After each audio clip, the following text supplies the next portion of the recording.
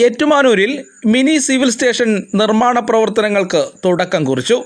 1 വർഷം കൊണ്ട് പണി പൂർത്തിയാകുന്ന രീതിയിലാണ് നടപടികൾ. കെട്ടിടം നിർമ്മിക്കാൻ കണ്ടെത്തിയിരിക്കുന്ന ഏറ്റുമാനൂർ പോലീസ് സ്റ്റേഷന് സമീപത്തെ പുരയിടം വെട്ടിത്തെളിച്ച് വൃത്തിയാക്കുന്ന ജോലികളാണ് ഇപ്പോൾ പുരോഗമിക്കുന്നത്.